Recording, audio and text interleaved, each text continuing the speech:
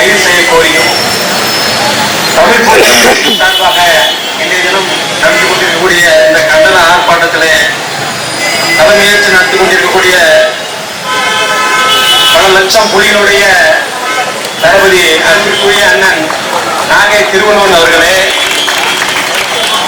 இந்த கூட்டத்திலே எனக்கு முன்பாக கண்டன உரையாற்றிய தோழர்களே, எனக்கு பின்பாக கண்டன உரையாற்ற காத்திருக்கக்கூடிய தோழர்களே, உங்கள் அத்தனை பேருக்கும் நான் சார்ந்திருக்கக்கூடிய தமிழர் உரிமை மீட்போரம் சார்பாக இந்த நேரத்தில் வாழ்த்துக்களையும் வணக்கத்தையும் தெரிவித்துக் கொண்டு, தோழர்களே, என்னுடைய கண்டன ஆர்ப்பாட்டத்தை தொடங்குவதற்கு முன்பாக உங்களுக்கு 2 விஷயங்களை நினைவுபடுத்திக் கொள்ளலாம் என்று நினைக்கிறேன்.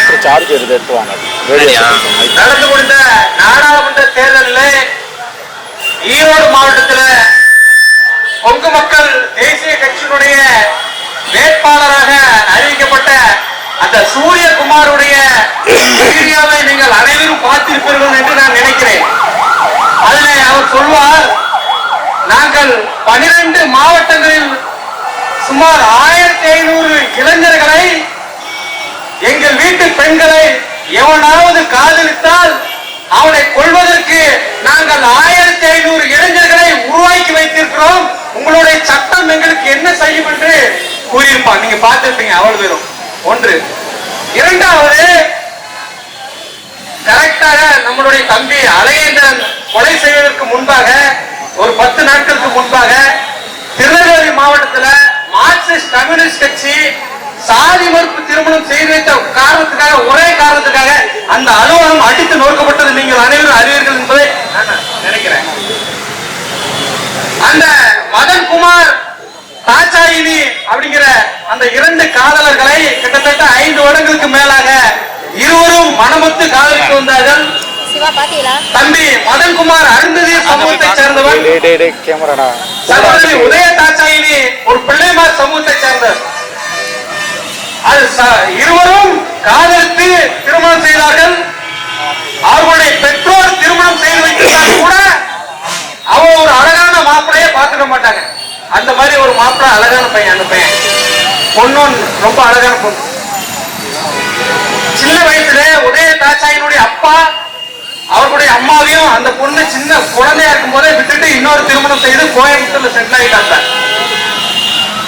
2 பேரும் திருமணம் செய்த உடனே எப்படியோ கண்டுபிடிச்சு வந்துட்டாங்க. வந்து திருமணம் எங்கே நடந்தது என்றால் மார்க்சிஸ்ட் கம்யூனிஸ்ட் கட்சியினுடைய அலுவலகத்தில் லெனின் சிலைக்கு கீழே, புரட்சியாளர் லெனின் சிலை கீழே வந்து திருமணம் நடக்கு. அவன் என்ன பண்ணிட்டான், லெனின் சிலை கீழே நடந்தத லெனின் தலைமையில தான் நடந்துச்சுன்னு என் வீட்டுக்கு போன் அடிக்க ஆரம்பிச்சான்.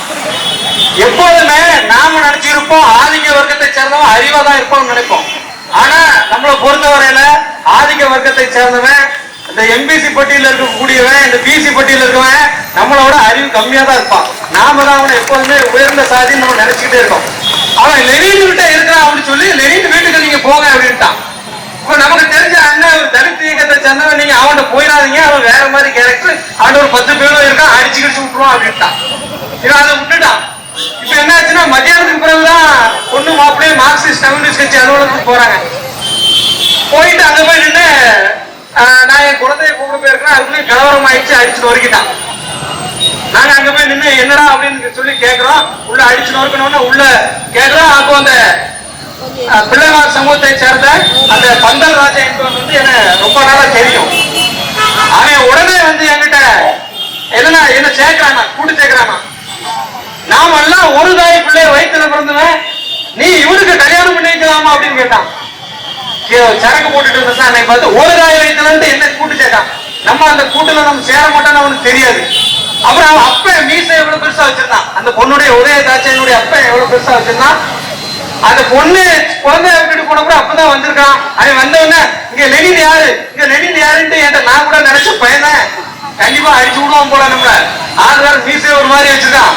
தப்புன்னு கையை நீட்டிடுவான், பொண்ணோட சோகத்துல கையை நீட்டிடுவான்னு நினைச்சு நான் கூட கொஞ்சம் தெரிக்கானே. ஆனா அவன் நான் தான் லெனின் அப்படின்னு நான் தைரியமா சொன்னோன்னே, ஐயா நீங்களே இப்படி பண்ணலாமாயா அப்படின்ட்டான். பயந்து நீங்களே இப்படி பண்ணலாமாயா அப்படின்ட்டான்.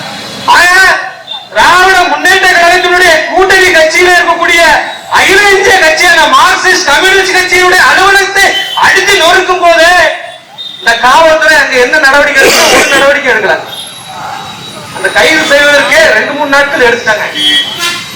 அதே போல அந்த கூட்டணி கட்சியான அந்த திமுக சட்டமன்றத்தில் பேசும்போது இது தொடர்பாக இந்த சாதிய ஆணவத்தாலேயோ இந்த ஆணவ படுகொலை தொடர்பாகவோ இந்த சாதிய ஆணவத்திற்கு எதிரான இந்த காதலர்கள் திருமணம் செய்வதற்கு பாதுகாப்பு கேட்டு சட்டமன்றத்தில் பேசும்போது அங்கே இருக்கக்கூடிய முதல்வர் என்ன சொன்னார் தெரியுமா?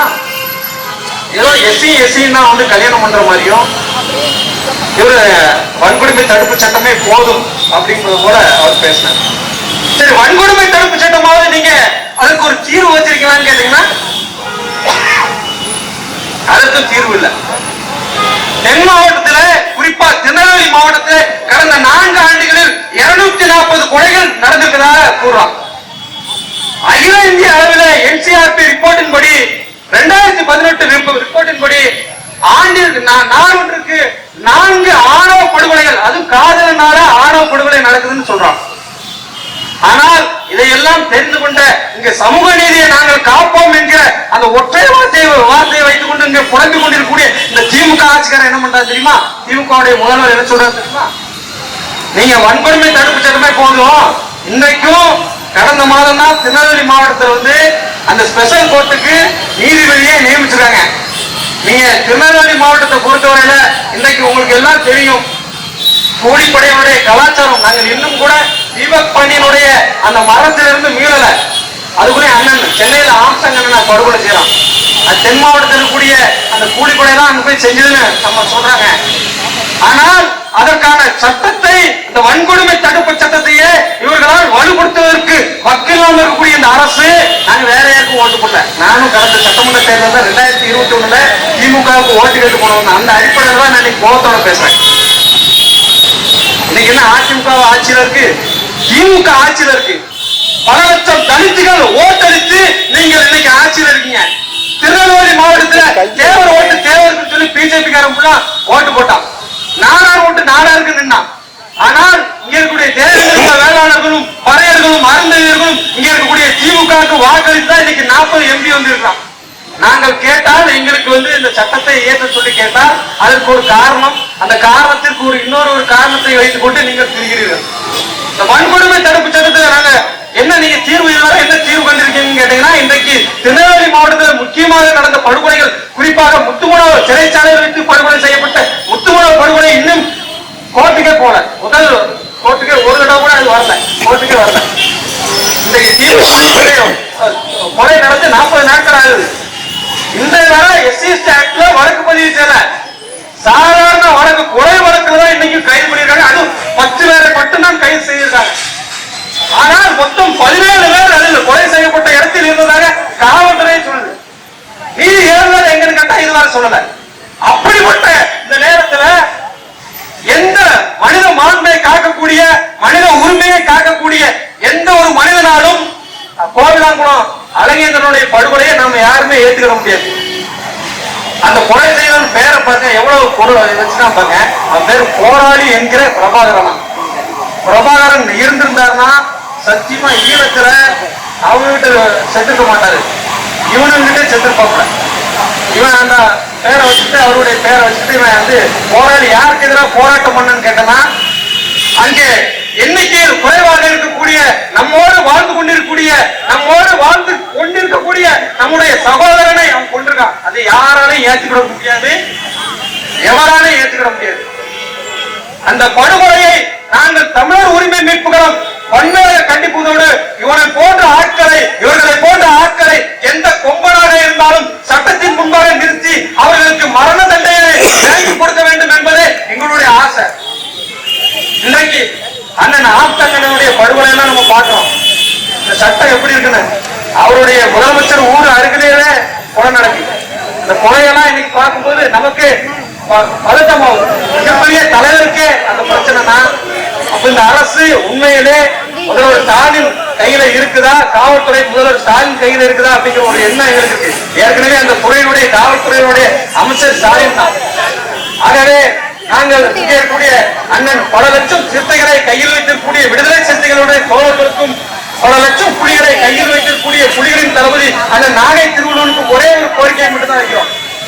அடுத்த சட்டமன்ற தேர்தலில் தயவு செய்து ஆணவ ஆட்சிக்கு எதிராக சட்டம் இயற்றினால் மட்டுமே இந்த ஆட்சிக்கு நாங்கள் ஆதரவு தெரிவிப்போம் என்பதை நீங்க தெரிவிக்க வேண்டும். அதை நீங்க கொடுத்தால் மட்டும்தான். ஏன்னா என்னுடைய மக்கள் நாளும் ஒன்றும் பொழுதும் மேனியுமாக தொடர்ந்து செத்துக் கொண்டிருக்கிறார்கள். அவர்களை நாம் காப்பாற்ற வேண்டிய ஒரு தேவை இருக்குது. அந்த அடிப்படையில் நீங்கள் அவர்களுக்கு கோரிக்கையோடு அப்படி ஒரு கோரிக்கை நிறைவேற்றி தந்தால் மட்டும்தான் நீங்கள் சட்டமன்ற தேர்தலில் அவர்களுக்கு ஆதரவு தெரிவிக்க வேண்டும் என்பதை கூறிக்கொண்டு இங்கே